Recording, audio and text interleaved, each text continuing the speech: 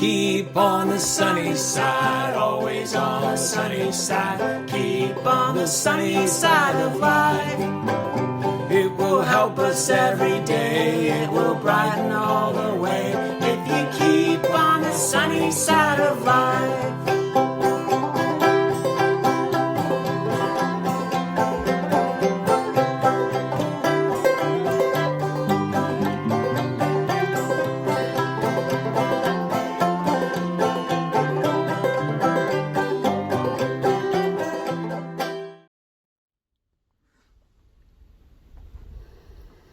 Hi, my name is Joe Martin, and I want to thank you for taking a couple of moments to watch this weekend or this midweek cabin talk. And I realize, I'm sorry, some of you were wondering what happened to last week, but we were at kids camp, doing a kids camp with a bunch of folks and up in the mountains. And so this is a camping season, so sometimes we're a little hit and miss.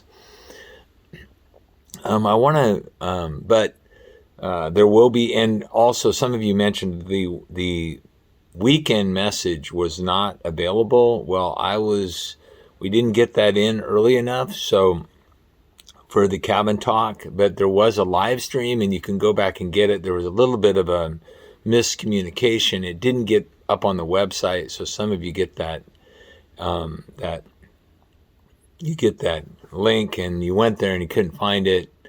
You could have gotten it on Facebook, but it's there now. And if you want to go back and look at last week's weekend message, that'd be great. I want to talk to you in the midweek about healers of division. There's been a lot of division. You know, the most recent statistics for in-person church attendance post-COVID is, depending on who you read, different groups have different metrics on this, and I'm not sure exactly what they're measuring. 60% of pre-COVID numbers are pretty common number you hear. Churches are still recovering from pandemic losses. As a matter of fact, Lifeway Research came out a few months ago comparing to the beginning of 2021. It was a little bit better, their view. More U.S. Protestant churches are gathering in person, and more churchgoers are filling pews. Moving in the direction of attending, pre-pandemic levels, but it's stalled. It's been stalled really since last fall. The latest Lifeway Research study found that despite a new variant wave of COVID-19, most churches are meeting, 97% are meeting as of January of this year. The percentage of churches meeting in person is essentially about the same as it was a year ago. It said the attendance is about, if you average out churches that have really taken a hit and other churches that have maybe returned mostly, attendance is at about 76%. Right now, and that's basically flat since last August. Almost every church meets in person right now. Scott McConnell, he's the executive director of Lifeway Research, and many churches like us are trying to restart their important ministries, kids ministries and camps, and man camp we have next week. I'll be doing that up in the Goat Rocks Wilderness. We're encouraging, and most churches are encouraging people to do in person for those that don't have underlying health issues. And of course, if you're sick, we don't want you to do that. But this is becoming more endemic, even though COVID has not gone away. And I don't want to spend a bunch of time, but just on this issue, the average U.S. Protestant church reports attendance at about 74% of what it was prior to COVID-19, which means 1 in 4 persons are not going anywhere that anybody can find. And more than 8 in 10 churches have an attendance of at least half of what it was prior to the pandemic in Protestant churches, or about 74% in most cases when you average them all out. people's return to in-person worship, for some of you this has been tough, has been stalled. Like I said, no change since August. Some of it is that people get sick and they need to go into quarantine, and sometimes it includes, like some of you wisely, you may say, hey, I just don't want to do that, or I'm going to go to that outdoor service that you have at First Baptist at 9:30. I just can't. As a matter of fact, 8% of churches report being at 90% of pre-COVID numbers. And there's some speculation that a lot of that is just due to transfers from other churches, mostly not really like growth from people being converted. Baptisms or anything like that are still way down. COVID numbers mostly are just shifting, and people shifting and shopping. Most churches, people, that's kind of what's happened. And yet, it's an interesting thing as we get to what we're talking about today about healing divisions. Most people, most of you, if you're watching this now, probably most of the people that this would affect or matter aren't watching this, but most people committed to a local church. That's my church, and that's my church family. And yet, even though they were covenanted, I'm going to be usable, teachable, available, faithful, accountable, people split away. And people walked away due to differences, not really about theology, but differences or disagreements, or maybe just discouragement, because it was really hard, wasn't it? It was hard. Division is a common problem throughout the history of the church. And it's especially common in the modern church because, let me just list three or four things that I think will be helpful. Number one, because many people in modern church culture have traded, without even realizing it, churches have done it too, and we've made this mistake, the family model for a fan model. In other words, it's all about like getting the crowd, you're promoting. And so what you end up doing, rather than doing deep discipleship with people, the trend is to keep the fans happy. I've actually had people tell me stuff like that. The congregation, the second problem is we've traded the congregation for the corporation, the thinking congregationally for the corporation, and running the church like a business, or like and people thinking about the church like it's a business, like it's a one-stop kind of box store. It's all about convenience, and which, as the third thing, which is we have traded the church member for the customer in our thinking. People expect to be taken care of, and you have to keep the customer satisfied. I've actually had other leaders tell me that, you weren't thinking about, you weren't tailoring what you were doing to meet customer demand. And of course, the reality is our responsibility is not to give people what they want, but to do what is right and to give them what they need as God leads us. But what does God think about this stuff? What does God think about all the shifting and shopping? And what does God think about division and those who spread it? Sometimes you can spread division within your congregation or between other Christians without being active about it, but you're passively encouraging it because you really don't ever question it. Paul said it like this in 1 Corinthians 1:10, real problem in that. They talk about a church that had issues. Now I exhort you, brethren, by the name of the Lord Jesus Christ, that you all agree and that you be made complete in the same mind and in the same judgment. He doesn't say anything about bail out or just go do your own thing or start another group. He says, work this out. Get your minds together. Do the work that you all agree. There be no divisions among you. For I have been informed concerning you, brethren, by Chloe's people, that there are quarrels among you. He'd heard it.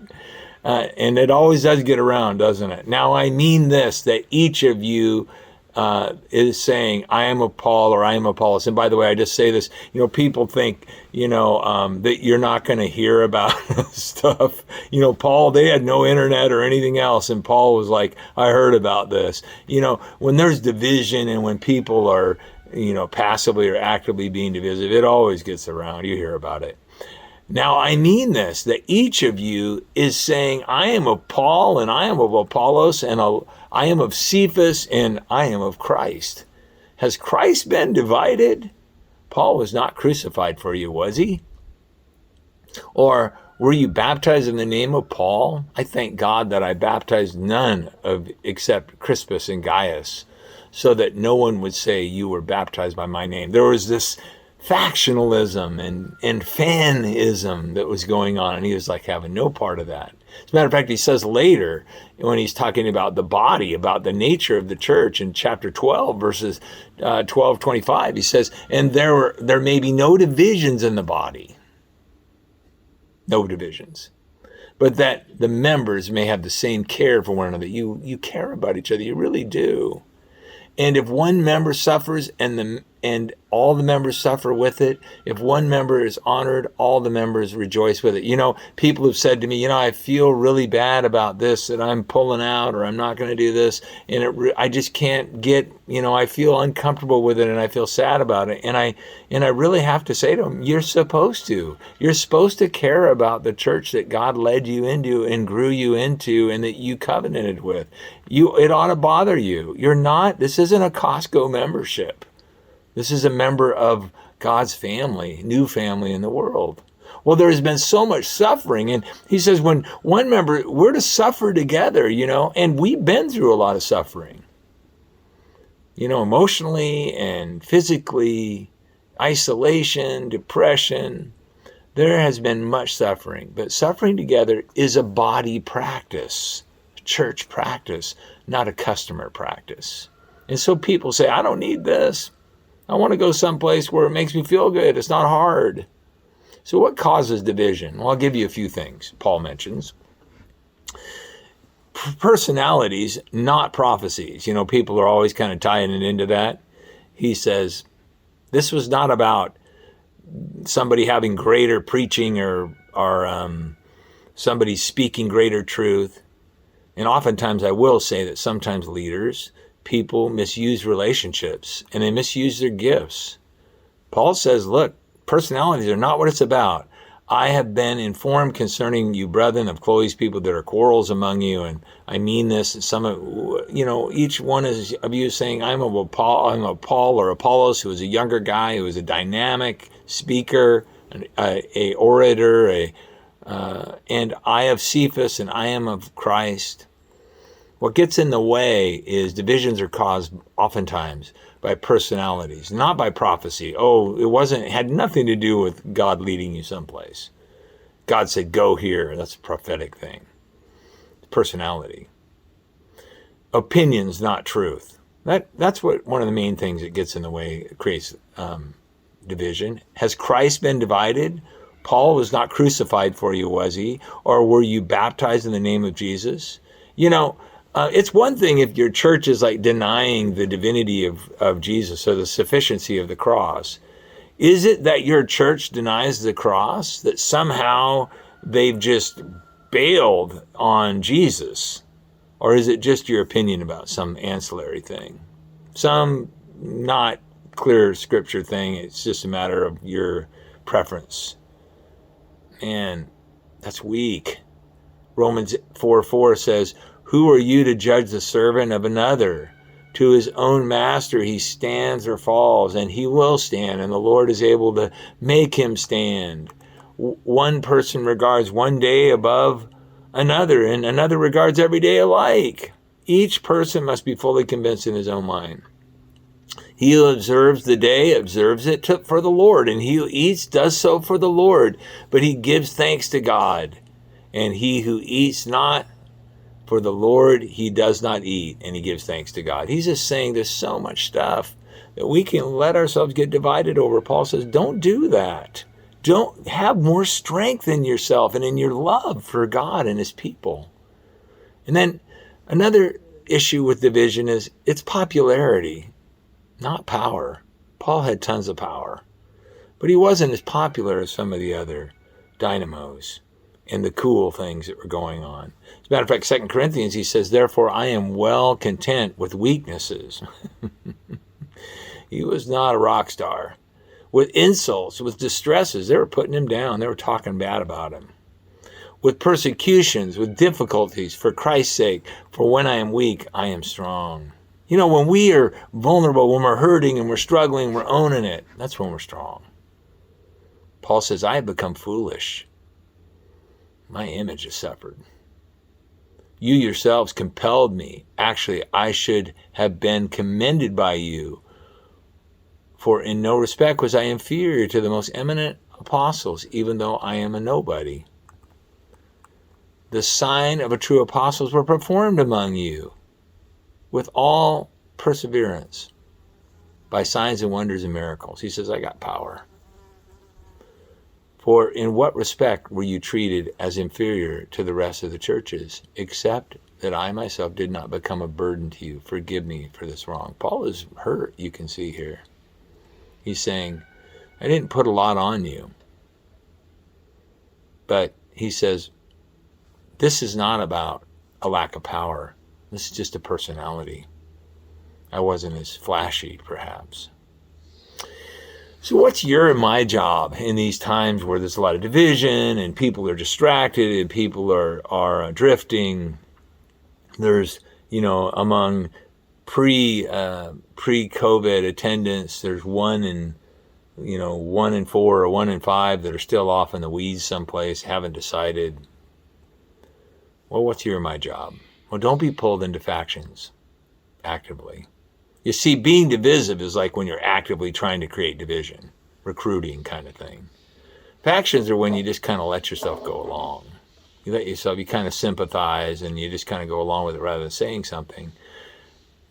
Factions passively encourage people to drift, whereas what you're supposed to do, encourage people to keep their covenants. If they have a problem with somebody in their church, whether it's a leader or somebody else, go and talk to them. Be brave. Grow up in this area into all things, not be pushed to and fro. And talk to those who they have divisions with, and not other people. Not you become the spokesperson for them. You encourage them to grow up enough to have that conversation.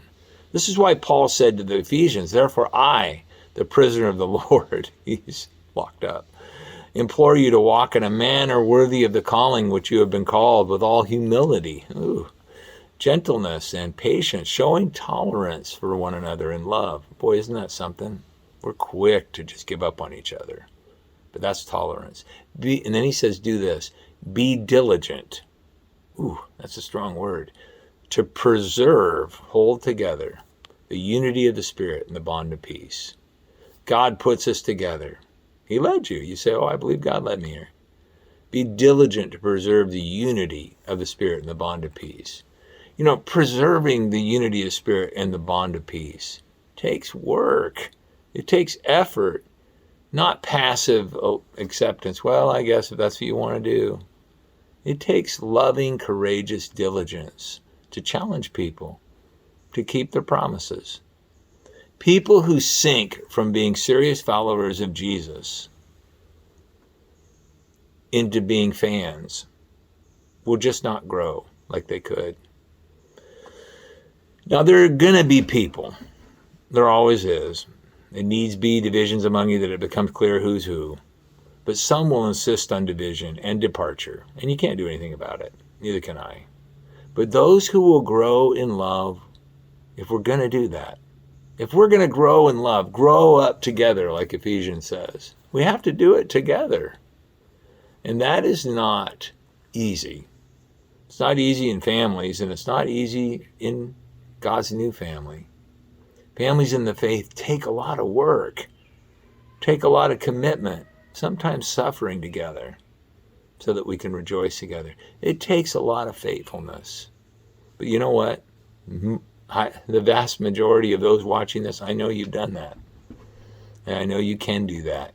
For others that are kind of on the fence, let's get to work doing that, being diligent to preserve, to hold on to preserving things takes some real effort. The unity of the Spirit and the bond of peace. Thanks for watching this. God bless you. Share it with somebody else. Share it with somebody who you think needs to hear this from me. All right. God bless you.